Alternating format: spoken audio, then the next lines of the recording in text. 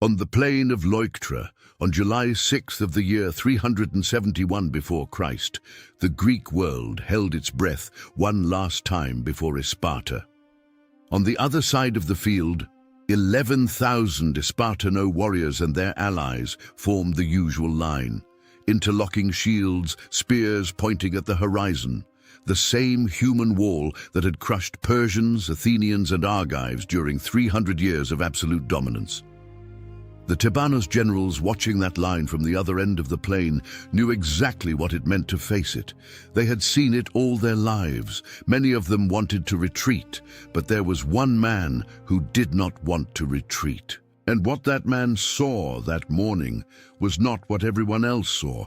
He did not see the invincibility of Sparta. He saw the trap that invincibility builds when it becomes a habit. He saw that Sparta always fought the same way because it had never needed to fight any other. He saw that absolute strength and blind rigidity can be, when viewed from the right angle, exactly the same thing. When the Theban line began to advance, it did so in a way that no one on any Greek battlefield had ever seen. The left wing, dense as a rock and 50 rows deep, charged forward. The right wing was deliberately delayed, diagonally, like a snake leaning back before striking, and at the tip of that oblique blow marched the Banda Sagrada de Tebas, 300 warriors who had sworn to die before taking a step back. The Spartanos watched that strange line approach and did not know what to do. Never before had they needed to know what to do. The impact was brief, fierce, irreversible. Spears clashed, shields crunched, and the Spartana line, that eternal wall that had defined the power of the Greek world for generations, gave way for the first time in its history. King Cleombroto fell in the fight. 400 of the 700 Spartano citizens who had entered the field died on that field. The allies of Sparta, seeing the Spartanos flee, dropped their own weapons. When the dust settled over the plain of Leuctra, 300 years of invincibility had ended in a single morning, and the name of the man who saw it was Epaminondas de Thebas. To understand Leuctra, it is necessary to first understand what Sparta was. Not as a legend, not as a symbol, but as a concrete military reality that had shaped 3 centuries of Greek history. Sparta was, in essence, a city-state organized around a single idea, that war was the highest purpose to which a man could dedicate his existence. Spartanos' children were separated from their families at age 7 and entered the agoge, that brutal training system that for decades forged them as instruments of war. They learned to resist hunger, cold, pain, and fear. They learned to sleep on the ground, to steal food without being caught, to endure punishment without a complaint. And above all, they learned to fight in formation in perfect synchrony with the man to their left and the man to their right, as if the army were a single body with thousands of arms. The result of that system was the Spartano hoplite, a warrior who was not simply a well-trained soldier, but a man for whom war was literally all he knew how to do, all he had been raised to be, everything that gave him identity and meaning. An Spartano hoplite in formation with his comrades was one of the most dangerous things the ancient world had ever produced. And the formation they used was the phalanx, a line of men armed with spear and shield, 8 or 12 rows deep, whose shields overlapped with one another, forming a continuous wall of bronze. When the phalanx advanced, it was almost impossible to stop it head-on. The spears of the first rows pointed forward, and the combined weight of all the bodies behind pushed with a force that no individual could resist. One had to run or die crushed. Sparta had used this formation for generations to dominate the Greek world. It had defeated the Persians at Plateau. It had humbled Atenas in the Guerra del Peloponneso and forced the most powerful city in Greece to surrender.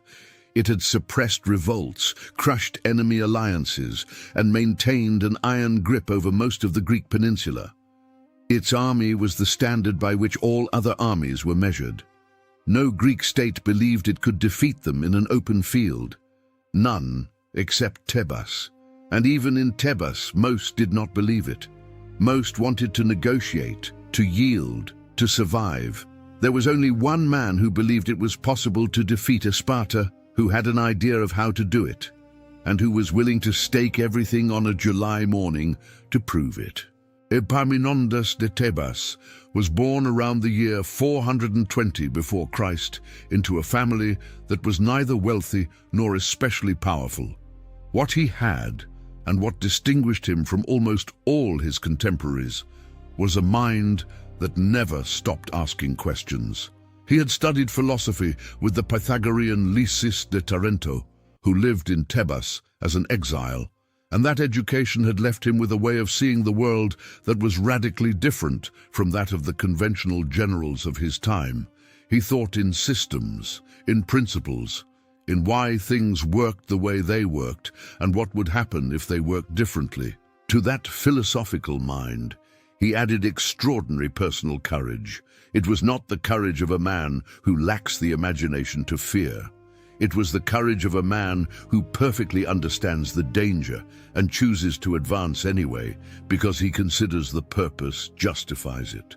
Plutarch wrote that Epaminondas and his inseparable companion Pelopidas had an almost divine desire to see their homeland glorious.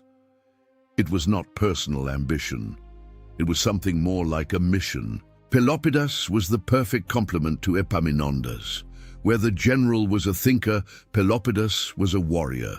Where Epaminondas calculated, Pelopidas acted. He was the commander of the Banda Sagrada de Tebas, those 300 elite men who were the spearhead of the Tebano army. The Banda Sagrada had been formed around the year 378 before Christ with a principle that Greeks from other cities found strange and that the Spartanos found directly shameful. Its members were pairs of lovers, 150 pairs of men who fought together because none were willing to appear cowardly before the man they loved. That motivation, the Thebanos maintained, created a cohesion in combat that no conventional training could match. They had proven that theory at the Battle of Tegira in the year 375, when 400 men of the Banda Sagrada defeated a considerably larger Espartano army. It was the first time in its history that an Espartana force had been defeated by a smaller force in an open field. But the Greek world refused to draw the obvious conclusions. They called it an accident, an anomaly, a stroke of luck. Epaminondas knew it had been none of those things. He had spent years studying how Sparta fought, not with the respect that freezes thought, but with the clinical coldness of someone looking for a flaw in the mechanism, and he had found it. Sparta always fought the same way because it had always worked. They placed their best warriors, the full Spartiates, on the right wing, the place of honor in the Greek formation. The right wing always attacked first, always hit hardest, always sought to envelop the enemy from the flank. It was a pattern so constant and so well known that no one had ever directly challenged it, because no one had men good enough to do so. No one except Tebas. No one except the Banda Sagrada. The crisis of Leuctra came after years of increasing tension between Tebas and Sparta. In the year 379, Epaminondas and Pelopidas had led the revolt that expelled the Spartana garrison from Tebas and returned the city's independence. Since then, Sparta had sent armies to Boeotia again and again to reimpose itself, and again it had failed. The confidence of Tebas grew with every Spartano who returned home defeated. The breaking point came at a peace conference in the year 371, when Epaminondas stood before the ambassadors of all the Greek cities and demanded that Tebas sign the treaty as the representative of the entire Liga Boeotia, not just as an individual city. It was a declaration of regional leadership that Sparta could not accept without admitting that its hegemony over Greece had ended. The Spartanos refused. Epaminondas refused to sign under any other conditions, and the Spartano king Cleombroto, who was already on campaign with an army in Phocida, received the order to march on Tebas and end the Thebanno problem once and for all. Cleombroto was a competent commander, not a brilliant one. He had the virtues that the Spartano system systematically instilled: discipline, determination, contempt for fear. But he also had the limits that the same system imposed, a rigidity in tactical thinking that was the mirror image of the physical flexibility of his soldiers. The Spartanos trained their bodies to react to any situation on the field.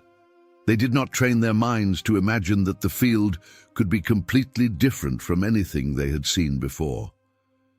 Cleombroto crossed the mountains of Phocida and reached Boeotia by an unexpected route, capturing a coastal port and advancing inland before the Thebanos knew exactly where he was.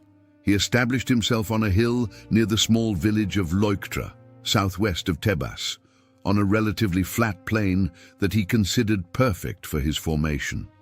There, he waited. In the Thebanno camp, the debate was feverish. The 6 Boeotarchs, the generals of the League, were divided equally. 3 wanted to fight, 3 wanted to retreat. Only the arrival of a 7th general who supported Epaminondas broke the tie. They would fight. On the plain of Leuctra, with an army that did not exceed 7,000 men against 11,000, on the battlefield chosen by the enemy himself, the general of Tebas would go looking for Sparta, where Sparta expected to be invincible. That night, while the men sharpened spears and offered sacrifices to the gods, Epaminondas thought. He did not pray, he thought. He reviewed in his mind everything he knew about how Sparta fought and how to destroy it. He had fewer men, he had superior cavalry, he had the Banda Sagrada, and he had an idea that had never been executed on a Greek battlefield, an idea that broke with 3 centuries of tactical convention in a way so radical that many of his own generals would not understand it until they saw it work. The dawn of July 6th arrived dry and bright over the plain of Boeotia. The cicadas sang among the dust and the ripe wheat, and the scent of pine came down from the northern hills, mixed with the heat already gathering on the stones. The men ate little, drank water from the river, and adjusted the straps of their shields one last time. In the Spartano camp, there was a calm that was not peace. It was the calm of one who has never known doubt, because he has never had a reason to doubt. Cleombroto formed his men in the usual order, the best Spartanos on the right wing, 12 rows deep, with himself in the first position surrounded by his personal guard. The allies in the center and on the left wing. The Spartana cavalry in front in the vanguard, ready to open the field before the infantry made contact. From the other side of the plain, Epaminondas watched that formation. He recognized every part of it. He had studied it for years, and he knew exactly what he was going to do with it. First, the cavalry. The Thebanos riders were the best in Greece at that time, superior in number and skill to the Spartanos. Epaminondas placed them in the vanguard with precise instructions. Their mission was not simply to open the field. It was to demolish the Spartana cavalry with such violence and speed that the bodies of the defeated horses would fall backward onto the Spartana infantry itself, creating confusion, disorder, and a moment of panic in the lines before the real blow arrived. Second, the left wing. Not 12 rows as everyone expected. 50 rows, a column of unprecedented depth concentrated on a narrow front with the full weight of the Banda Sagrada at the tip. It was the formation that historians would later call the oblique order. Instead of facing the entire line against the other entire line, concentrating overwhelming force at the precise point where the enemy was strongest and destroying them there before the rest of the field had decided anything. Third, the right wing and the center. Weak, deliberately delayed, not to flee, but to take their time reaching contact, to keep the rest of the Spartano army occupied while the left wing did its work. Every moment of confusion they brought was a moment that the 50-row column would use to undo the heart of the Spartano army. It was a plan that contradicted everything the Greek world believed about war. In conventional Greek warfare, the right wing attacked first because the best men were on the right. Epaminondas put his best men on the left. In conventional Greek warfare, the depth of the formation was uniform because strength had to be distributed evenly. Epaminondas concentrated all his strength at a single point. It was an idea that sounded simple and was, in its execution, extremely difficult. It required the men on the right wing to remain calm and in order while the left wing fought and they waited, which went against all the instincts of the ancient warrior who associated advancing with bravery and waiting with cowardice. When the armies began to move toward the center of the plain, the Spartan cavalry was the first to act. They went to the front in the usual manner, confident in their task of preparing the field. The Thebanos riders met them with a speed and aggressiveness that the Spartanos did not expect. The clash was short and one-sided. The Spartanos' horses turned around, fled backward, and in their disordered flight struck the first rows of their own Spartana infantry. Men pushed the horses, horses pushed the men, and in the disorder of the moment the Spartana line momentarily lost its perfect alignment. It was at that instant that Epaminondas ordered the advance of the left wing. The column of 50 rows began to move. It was a movement unlike any other Greek charge the Spartanos had ever seen. It was not a line advancing. It was a block, a dense and heavy mass moving toward the Spartana, right in a diagonal, leaning forward like the prow of a ship cutting through water, and at the tip of that block, the 300 men of the Banda Sagrada marched with their shields raised and their spears horizontal, and the heavy silence of those who have decided they will not retreat. The Spartanos saw that column coming and recognized something they had not seen before. It was more than just an army advancing. It was a number of men without precedent concentrated in a space that the Spartano army on the right wing could not fully cover. The impact, when it came, was not the clean and balanced clash to which Sparta was accustomed. It was the collision of a stone wall against a wooden wall. The stone wall did not give way. The wooden wall did. Cleombroto fought. All sources say so. He did not flee, he did not surrender. He fought in the center of the most fierce violence on the battlefield, surrounded by his personal guard, trying to maintain cohesion where cohesion was already impossible. Spears fell in all directions. Men shouted names that no longer answered. The king of Sparta received his wounds in the fight itself, surrounded by his best warriors, and fell there on the plain he had chosen for his victory. When the king fell, the soul of the Spartano army began to disintegrate. It was not an immediate rout. The Spartanos had trained too hard for that. But the momentum was broken. The rear rows pushed forward without knowing what the front rows were encountering. The front rows died or gave way without being able to retreat because those behind blocked them. The Banda Sagrada kept pushing. A bronze arrow against which there was no possible defense in that space, in that depth, at that angle that no one had foreseen. Of the 700 Spartano citizens who had entered the battlefield of Leuctra, 400 died that day. Not in a long war, not in a campaign of months. In a single July morning on a field in Boeotia, Sparta lost more than half of its full citizens at once. It was a loss from which a state with the demographics of Sparta could not recover. The Spartano system produced very few full citizens because its requirements were extremely strict, and those who died at Leuctra could not be replaced by any training process, by any new generation, or by any government decree. They were simply dead, and with them died a part of Sparta that would not return. The allies of Sparta saw the Spartanos flee and drop their own weapons. They had not come to die for a lost cause. The battle ended. On the field, Epaminondas walked among the dead. not with the exaltation of a triumphant warrior, but with the calm of a man who has seen an idea he believed in for years confirmed. Pelopidas went to meet him, and the two men looked at each other in the silence that follows catastrophes. They had done what the entire Greek world had believed impossible.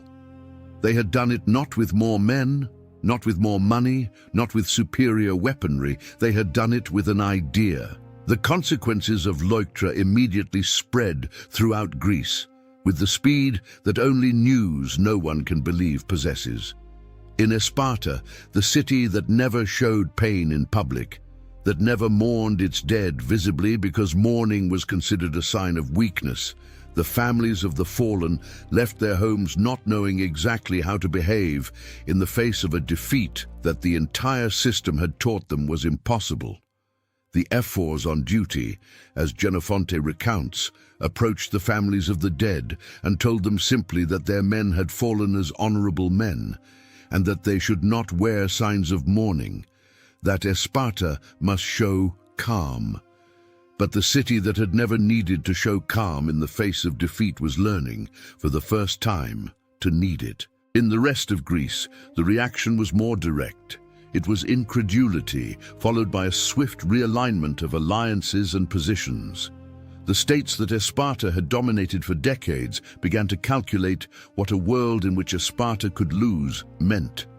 The Peloponnesian League, the instrument of Spartano power in southern Greece, began to dissolve almost immediately. Cities that for years had paid tribute to Sparta and sent soldiers to its wars began to ask more loudly why they continued to do so. Epaminondas was not satisfied with the victory at Leuctra. He knew that defeating Sparta in the field was not enough if the system that produced the Spartanos remained intact. In the following years, he led 4 campaigns within the Peloponnese itself, the territory that Sparta considered its natural and inviolable domain. He entered Laconia, the region where Sparta itself was located, and devastated it. He founded new cities, Megalopolis in Arcadia and Messene in Messenia, the latter deliberately built to house the Messenian Helots, whom Sparta had kept as slaves for centuries, and whose labor had sustained the entire Spartana economy. Without the Helots, without Messenia, without the allies of the Peloponnese, the Spartano military model had no economic base to sustain it. It was not just the defeat at Leuctra that destroyed Sparta. It was Epaminondas systematically applying for a decade the strategic consequences of that victory. And then came Mantinea. In the year 362, Epaminondas fought his last battle on the plain of Mantinea. The Theban army won.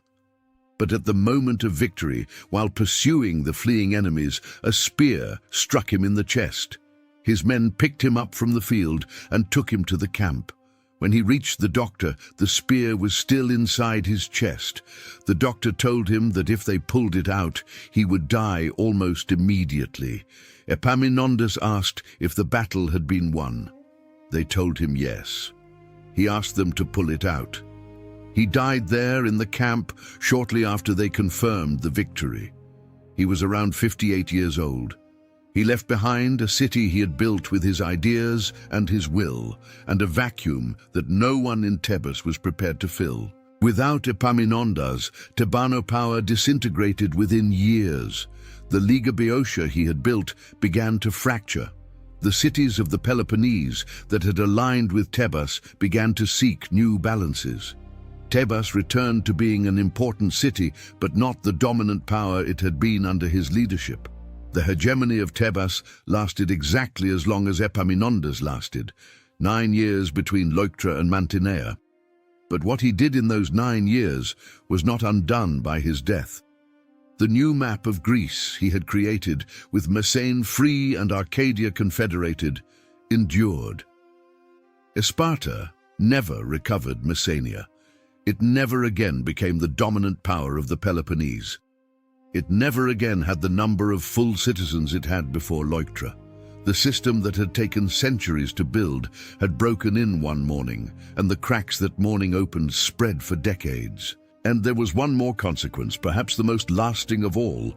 A young Macedonian prince named Filippo spent several years in Tebas as a hostage between the years 368 and 365 approximately. And during those years he observed and studied everything Epaminondas did. The depth formation, the oblique order, the concentration of force at the decisive point, the combination of cavalry and infantry as complementary arms. All of that was recorded in Filippo's mind with the precision of a student who knows he is learning something fundamental. When Filippo took the throne of Macedonia and reformed his army, the principles of Leuctra were at the core of every decision he made. And when his son Alejandro inherited that army and used it to conquer the known world, the path that led from the Granico to the Indo passed, without anyone naming it directly, through the plain of Boeotia, where a Tebano general had seen what Sparta did not see. The plain of Leuctra is today a quiet field south of Tebas, marked by a funerary monument that the Tebanos raised for their dead. The cicadas still sing in the summer, and the ripe wheat still bends with the August wind. Nothing in the landscape suggests that something unrepeatable happened there. But it happened. A man who asked questions others did not ask, who studied his enemies with the coldness of a philosopher and the patience of one who does not need the world to recognize he is right while he works in silence, found the crack in the most famous armor in Greek history and drove through it the full force of his will. 300 years of invincibility fell because a single man refused to believe that invincibility existed. He only saw habit disguised as destiny. He only saw rigidity disguised as strength. And on a July morning, on the plain where Sparta expected to be eternal, he proved to the Greek world that nothing is eternal except the right idea at the right time, in the hands of the man who had the lucidity to see it.